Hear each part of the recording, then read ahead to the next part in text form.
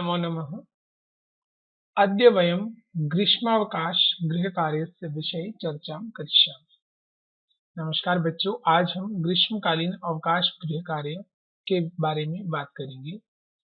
Summer vacation holidays homework session 2020-21। तो सबसे पहले हम देखते हैं संस्कृत विषय को। तो जैसे आप जानते हैं, पहला हमारा प्रश्न है शब्दार्थान लिखत। प्रथम पाठतः तृतीय पाठ पर्यंतम, तो पहले पाठ से लेकर तीसरे पाठ तक आपको शब्दार्थ लिखने हैं। शब्दार्थ में आपको सबसे पहले संस्कृत का शब्द लिखना है, उसके आगे उसका हिंदी अर्थ और उसी के आगे उसका अंग्रेजी अर्थ। तीनों एक ही समय में लिखने हैं, अलग अलग नहीं लिखना कि संस्कृत सारे एक साथ लिख लो, हिंदी सारे एक साथ लिखो, अंग्रेजी सारे एक साथ लिखो, इससे कोई लाभ नहीं होगा। यहाँ हॉलीडेज होमवर्क का उद्देश्य क्या है ये मैं आपको पहले भी बता चुका हूँ कि आप लोग अपने विषय के साथ जुड़े रहें और थोड़ा थोड़ा छुट्टियों में भी पढ़ते रहें और सीखते रहें। शब्दार्थ अगर आप लिखते हैं तो लिखते लिखते ही आपको याद हो जाने चाहिए। उसका तरीका यही है, पहले संस्कृत शब्द लिखिए, उसके आगे हिंदी अर्थ और अंग्रेजी अर्थ लिखिए, तो ध्यान रखेंगे इस बात का। दूसरा, संख्यावाचक शब्दान लिखत एकतः पंचाशत। ये आपको पेज नंबर 105 पर मिल जाएंगे, हमारी किताब के 105 नंबर पेज में 50 तक की संख्याएं लिखनी है, एक से लेकर के। संख्याएं संस्कृत में वहां दी हुई है, आप लोगों ने क्या करना है, सबसे पहले डिजिट लिखना है। जैसे 1 लिखा उसके आगे लिख दिया एकम, ऐसे ही 2 लिखा उसके आगे लिख दिया द्वे। तो ये डिजिट लिख करके 50 तक ऐसे संस्कृत की संख्याएं लिख लेनी है।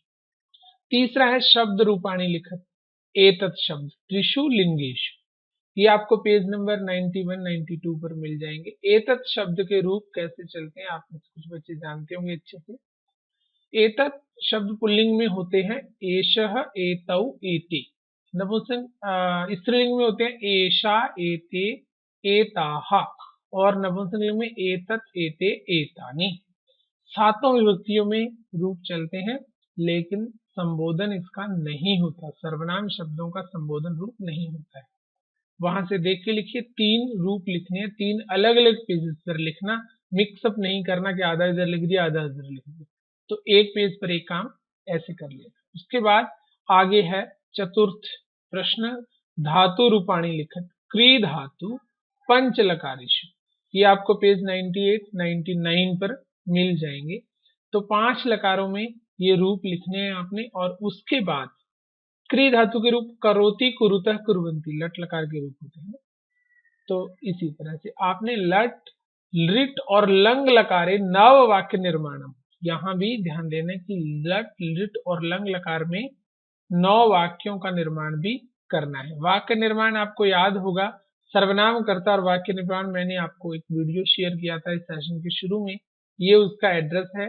इस एड्रेस को अगर आप टाइप करते हैं YouTube में तो आपको वो वीडियो मिल जाएगा, या हमारी क्लास का जो व्हाट्सएप ग्रुप है उसमें शेयर किया हुआ है, वो भी आपके पास पड़ा है, वहां से आप देख लीजिए, दोबारा से देखिए। वहां लट लकार के वाक्य बनाए हुए हैं, आपने लिट और लंग के खुद बनाने का प्रयास करना है। 9 वाक्य बनाने क्री धातु से ही बनाने। उसके बाद 5वां लिखना है अनुच्छेदम लिखत मम परिचय। तो आपने इसके बाद में एक अनुच्छेद लिखना है अपने परिचय के बारे में। अपने परिचय में आप कैसे, जैसे हिंदी में भी लिखा था, आपने परिचय लिखना है, अपने नाम, माता पिता, कहाँ रहते हैं, कितने भाई बहन हैं, कहाँ आपका घर है, कौन सा आपका मूल राज्य है ना। इस तरह से माता पिता के नाम क्या है, भाई बहनों के नाम क्या है, ऐसा आपका परिचय हो जाए। तो ये आपका संस्कृत का गृह कार्य है जिसको आपने कर लेना है। और उसके आगे हिंदी का गृह कार्य। तो हिंदी के गृह कार्य में भी आपने देखना है, सबसे पहला पॉइंट यहाँ लिखा हुआ है, रोजाना एक पेज सुलेख लिखिए। थोड़ा हम लेट हो गए लेकिन कोई बात नहीं, जितना समय बचा है अभी हमारे पास, तो आपने एक पेज सुंदर लेख लिखना है। सुलेख मतलब सुंदर लेख। ये बाल महाभारत कथा से लिखना है, आप प्रारंभ से देवव्रत से शुरू कर दीजिए उसको और लिखिए। सुलेख आपने एक पेज, चाहे आप एक पेज एक साइड का ही लिखिए, लेकिन एक साइड में भी आप चाहे थोड़ी लाइनें लिखिए, आधा पेज लिखिए, बट वो सुंदर होना चाहिए। सुंदर लेख लिखने के लिए मैंने आपको पहले ही बताया कि जिस तरह से हमारी किताब के अक्षरों की बनावट होती है वैसे ही हमारे अक्षर बनने चाहिए, धीरे धीरे उसको सीखना है। और वैसा ही अगर हम ह र त ये सब बनाना सीख जाएंगे तो हमारी लिखाई सुंदर हो जाएगी। यहाँ दो पर्पज है सुलेख के, एक तो आपकी लिखाई सुंदर हो, दूसरा उसके साथ साथ आप महाभारत के भी कुछ पाठ हैं उसको बहुत ध्यान से दोबारा से पढ़ सकें। तो एक पेज रोज का डेट डाल करके लिख लेना है। तो ऐसा नहीं है कि एक साथ ही हम अपना काम करेंगे, बीच बीच में अपने काम में जैसे आपने एक दिन पेज सुलेख लिख लिया उसके साथ एक काम और कर लिया, फिर अगले सुलेख लिख लिया, फिर एक काम और किया। एक दिन में एक ही पेज लिखना, सुंदर लिखना। दूसरा काम देखो, 2 दिनों के अवकाश हेतु प्राचार्य महोदय को एक प्रार्थना पत्र लिखो। तो ये आपको स्पष्ट है, प्रार्थना पत्र लिखना है 2 दिन के अवकाश के लिए। अनुच्छेद लिखना है आपको, और ये अनुच्छेद आपका कम से कम एक पेज पर होना चाहिए। पहला, मेरा परिचय व जीवन लक्ष्य। तो यहाँ आपने अपने परिचय और जीवन लक्ष्य को लिखना है। उसके उसमें 2 भाग होंगे, एक तो अपना परिचय जिसमें आप कौन है, आपके माता पिता कौन है, आप कितने भाई बहन है, किस राज्य के रहने वाले हैं, कहाँ आप रहते हैं, भाई बहन कहाँ पढ़ते हैं, आपके माता पिता क्या काम करते हैं, ये सारा उसमें परिचय में आ जाएगा। और जीवन लक्ष्य यानी कि आप पढ़ लिख करके क्या बनना चाहते हैं ये इसमें आएगा, तो इसको लिखिएगा। दूसरा है मेरी दादी माँ। इस अनुच्छेद को और सुंदर लिखना, आपने पहले गृह कार्य में भी लिखा था, उसको और अच्छा बनाने की कोशिश करनी है। और तीसरा लिखना है हिमालय।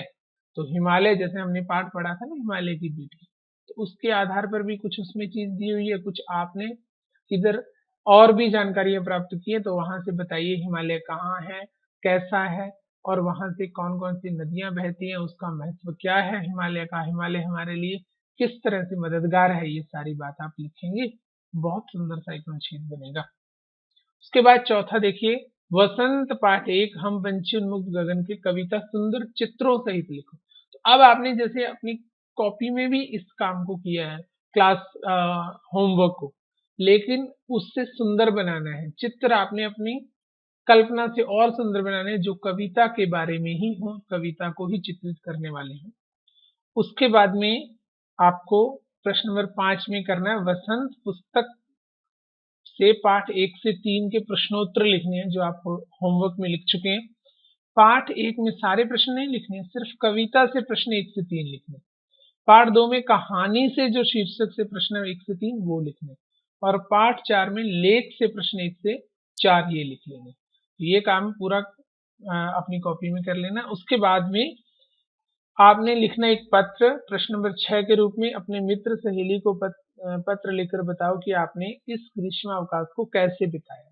तो आपने अपना ये जो वेकेशन है वो कैसे बिताया, ये छुट्टियां कैसे बिताई, इसको बताते हुए छुट्टियां समाप्ति से 1-2 दिन पहले ही लिखना है इसको। और लिखना है कि आपने इस हॉलीडेज में क्या क्या किया।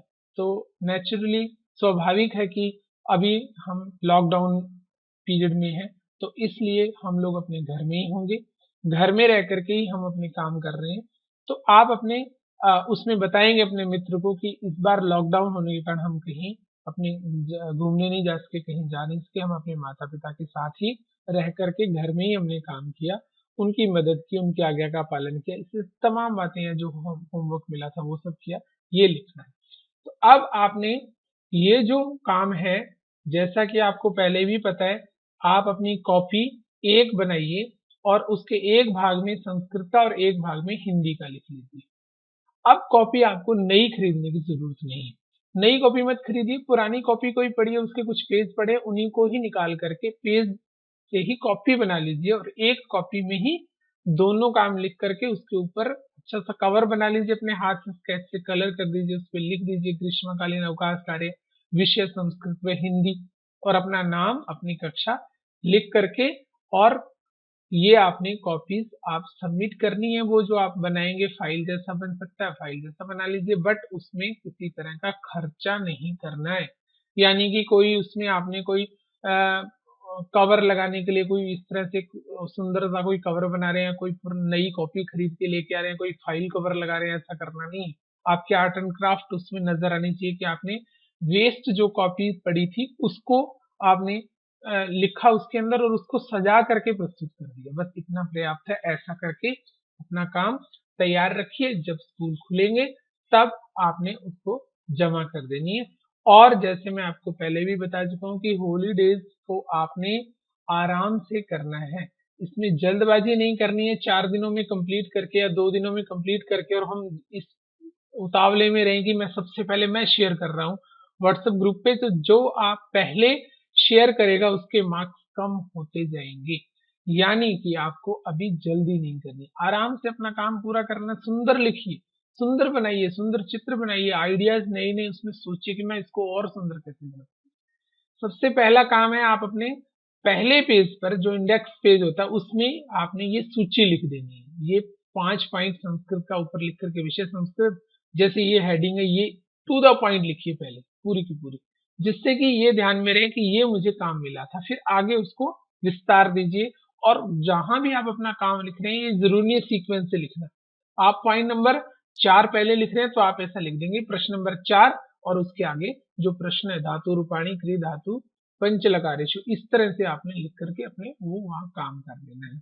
तो ऐसे ही आपने हिंदी वाले सेक्शन में करना है कि हिंदी का ये इंडेक्स पहले लिख देना, उसमें सारी बात लिख करके कि ये मुझे काम मिले थे 6 पॉइंट, और फिर आगे उसको विस्तार से लिखना है, सुंदर लिखना है, अच्छा लिखना है, समय का यूज करना है, जल्दबाजी नहीं करनी।